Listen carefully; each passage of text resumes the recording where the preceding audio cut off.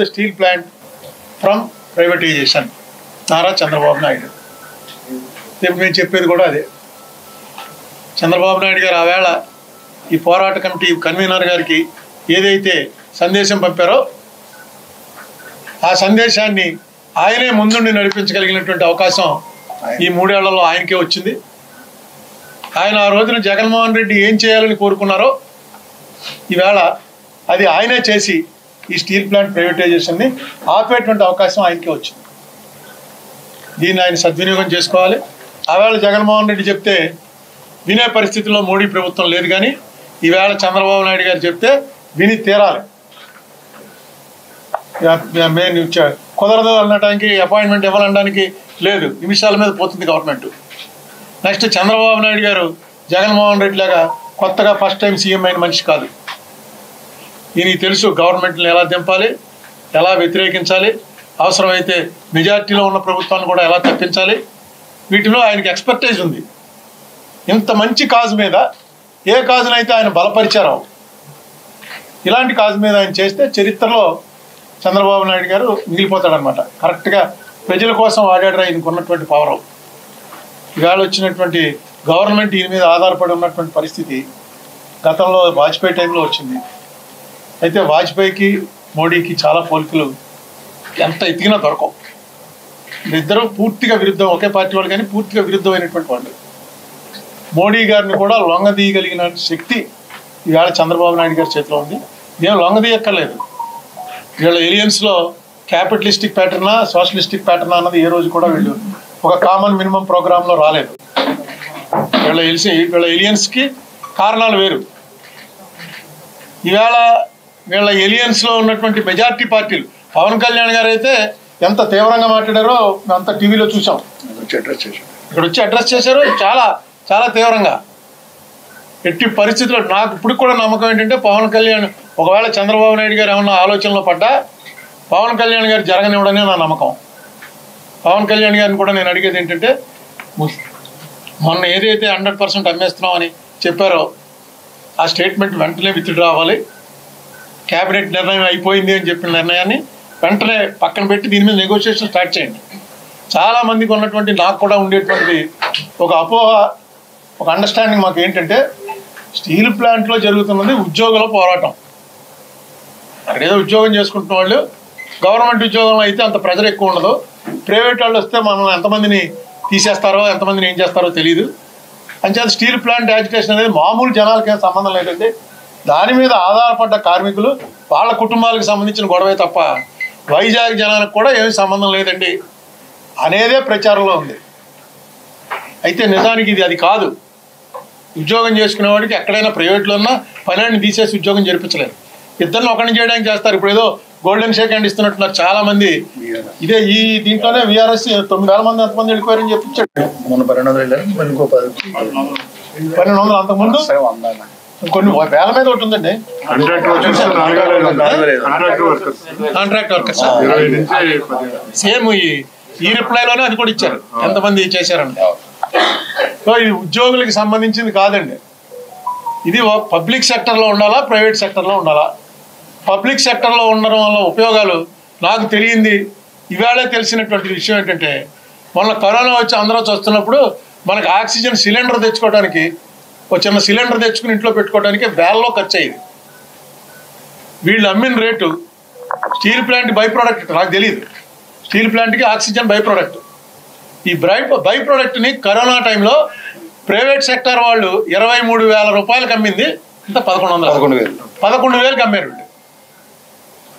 Almost half the ప్రైస్కి. ఎందుకు public sector కోరుకుంటామంటే, అందుకని పబ్లిక్ సెక్టర్ కోరుకుంటాం. ఇంక్లూడింగ్ గుజరాత్ జనరల్గా స్కేర్సిటీ వచ్చినప్పుడు రేటు పెంచేస్తారు. ఇలాంటి 11,000 వాళ్ళు ఉన్నారు కాబట్టి 23 దగ్గర ఆగింది. లేకపోతే 33, 1,33,000కి వెళ్ళిపోయి ఎఫర్ట్ చేయగల వాళ్ళే బతుకుతారు, మామూలు వాడు ఎవడో బతకడానికి లేదు. ఆ పరిస్థితి వచ్చేస్తాం. అందుకే మిక్స్డ్ ఎకానమీలో కాంపిటీషన్, రెండింటికి కాంపిటీషన్ ఉండాలని జవహర్లాల్ నెహ్రూ చెప్పాడు. ప్రైవేట్ సెక్టర్కి పబ్లిక్ సెక్టర్కి కాంపిటీషన్ ఉండాలి. మొత్తం పబ్లిక్ చేయడం తప్పే, మొత్తం ప్రైవేట్ చేయడం తప్పని. ఈవేళ మొత్తం ప్రైవేట్ చేసేయాలి అన్నది బీజేపీ వాళ్ళు ఈవేళ కాదు, డైరెక్ట్గా గురూజీ గోల్వాల్కర్ గారు ఆయన రాసినటువంటి బంచ్ ఆఫ్ థాట్స్ అనే పుస్తకం భారతీయ జనతా పార్టీ వారికి మాతృ సంస్థ అయిన ఆర్ఎస్ఎస్కి అదే భగవద్గీత. అందులో అనుమానం లేదు. దాన్ని బట్టి వాళ్ళు ఫాలో అవుతారు.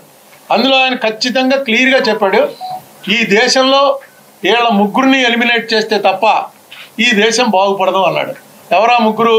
మొట్టమొదట ముస్లిమ్స్, తర్వాత క్రిస్టియన్స్, తర్వాత సోషలిస్టులు. సోషలిస్టులు అంటే కమ్యూనిస్టులు. మనం కమ్యూనిస్టులు అంటాం కదండి, అది సోషలిస్టులు అంటే వీళ్ళు. వీళ్ళ ముగ్గురిని ఎలిమినేట్ చేయాలన్నాడు. మళ్ళా వీళ్ళని మార్చాలి, మనలో చేర్చుకోవాలి, ఇలాంటివి ఏం లేవు. ఎలిమినేట్ అయిపోవాలి వీళ్ళు అయితే తప్పని. అందుకని బీజేపీ వాళ్ళని నేను తప్పు పట్టను. అంటే వాళ్ళ సిద్ధాంతపరంగా వాళ్ళు anti socialistic pattern of society, capitalistic pattern of society correct అని వాళ్ళు నమ్ముతారు. తప్పులేదు, చాలా దేశాలు ఉన్నాయి. ఈ దేశానికి పని చేయదు అని నేను నమ్ముతాను. ఈ దేశానికి మిక్స్డ్ ఎకానమీయే పనిచేస్తుంది. మొత్తం పబ్లిక్లో ఉన్న తప్పే, మొత్తం ప్రైవేట్లో ఉన్న తప్పే.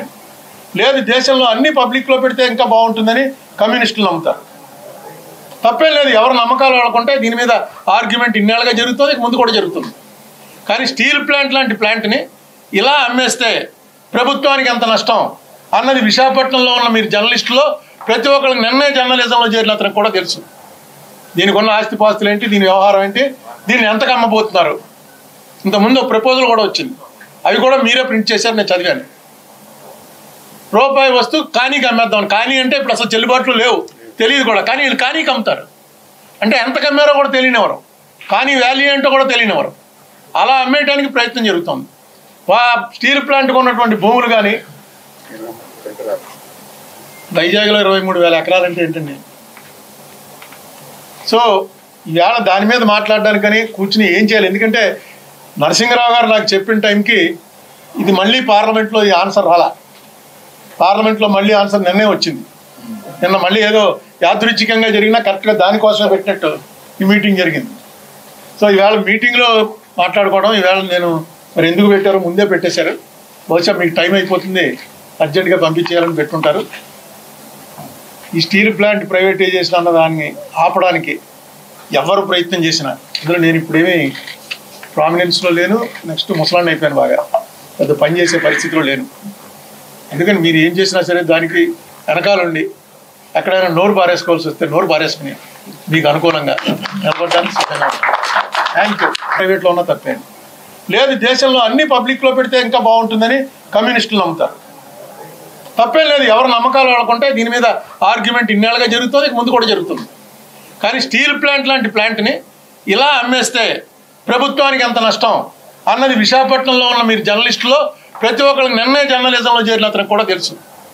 దీనికి ఉన్న ఆస్తిపాస్తులు ఏంటి, దీని వ్యవహారం ఏంటి, దీన్ని ఎంతకు అమ్మబోతున్నారు. ఇంతకుముందు ఒక ప్రపోజల్ కూడా వచ్చింది, అవి కూడా మీరే ప్రింట్ చేశారు, నేను చదివాను. రూపాయి వస్తువు కానీకి అమ్మేద్దాం. కానీ అంటే ఇప్పుడు అసలు చెల్లుబాట్లు లేవు, తెలియదు కూడా. కానీ వీళ్ళు కానీకి అమ్ముతారు. అంటే ఎంత కమ్మారో కూడా తెలియనివ్వరు, కానీ వాల్యూ ఏంటో కూడా తెలియనివ్వరు. అలా అమ్మేయడానికి ప్రయత్నం జరుగుతుంది. స్టీల్ ప్లాంట్కి ఉన్నటువంటి భూములు కానీ వైజాగ్లో 23,000 ఎకరాలంటే ఏంటండి. సో ఇవాళ దాని మీద మాట్లాడడానికని కూర్చుని ఏం చేయాలి. ఎందుకంటే నరసింహరావు గారు నాకు చెప్పిన టైంకి ఇది మళ్ళీ పార్లమెంట్లో ఈ ఆన్సర్ రాలా. పార్లమెంట్లో మళ్ళీ ఆన్సర్ నిన్నే వచ్చింది. నిన్న మళ్ళీ ఏదో యాదృచ్ఛికంగా జరిగినా కరెక్ట్గా దానికోసమే పెట్టినట్టు ఈ మీటింగ్ జరిగింది. సో ఈవేళ మీటింగ్లో మాట్లాడుకోవడం, ఈవేళ నేను మరి ఎందుకు పెట్టారో ముందే పెట్టేశారు. బహుశా మీకు టైం అయిపోతుంది, అర్జెంటుగా పంపించేయాలని పెట్టుంటారు. ఈ స్టీల్ ప్లాంట్ ప్రైవేటైజేషన్ అన్న దాన్ని ఆపడానికి ఎవరు ప్రయత్నం చేసినా, ఇందులో నేను ఇప్పుడేమీ ప్రామినెన్స్లో లేను, నెక్స్ట్ ముసలాన్ని అయిపోయాను, బాగా పెద్ద పని చేసే పరిస్థితిలో లేను. అందుకని మీరు ఏం చేసినా సరే దానికి వెనకాలండి ఎక్కడైనా నోరు పారేసుకోవాల్సి వస్తే నోరు పారేసుకుని మీకు అనుకూలంగా నిలబడడానికి సిద్ధంగా ఉంటాను. Thank you.